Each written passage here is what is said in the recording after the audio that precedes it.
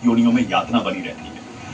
अगले मंत्र यानी ऋग्वेद मंडल 10 सूक्त 90 मंत्र 3 में कहा है कि इस अक्षर पुरुष अर्थात परब्रह्म की तो इतनी ही प्रभुता है तथा वह परम अक्षर ब्रह्म अर्थात पूर्ण ब्रह्म परमेश्वर तो इससे भी बड़ा है। समस्त अक्षर पुरुष तथा अक्षर पुरुष तथा इनके लोकों में तथा सतलोक तथा इन लोकों में जितने भी प्राणी हैं, इस पूर्ण परमात्मा परम अक्षर पुरुष का एक पैर है अर्थात एक अंश मात्र है। इस परमेश्वर के 3 दिव्य लोक जैसे सतलोक, अलख लोक, अगम लोक, अविनाशी दूसरा पैर है अर्थात जो भी सर्व ब्रह्मांडों में उत्पन्न है वह सतपुरुष पूर्ण ब्रह्म का ही अंश है।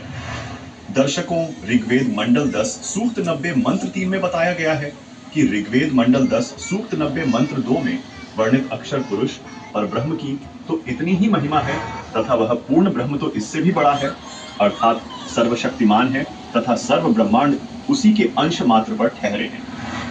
इस मंत्र में 3 लोकों का वर्णन इसलिए है क्योंकि चौथा अनामी यानी अनामय लोक अन्य रचना से पहले का है।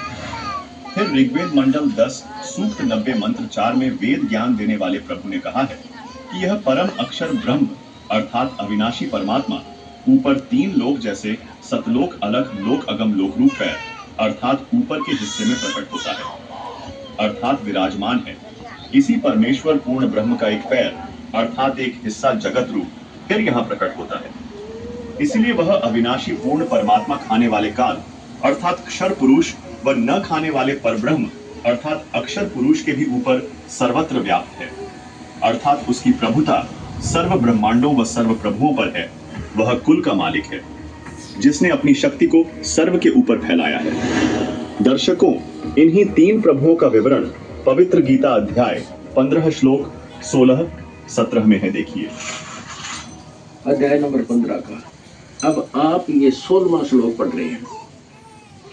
दिवौ माने 2, इमौ माने इस, पुरुषो माने परमात्मा, लोके माने संसार में। इस संसार में 2 प्रकार के परमात्मा हैं, प्रभु हैं, पुरुष हैं, प्रभु हैं, राम है। एक क्षर और एक अक्षर, इसको सर पुरुष कहो चाहे अक्षर पुरुष कहो। इस दोनों अक्षरों को हम यहाँ भी लगा सकते हैं। इमौ इस लोक में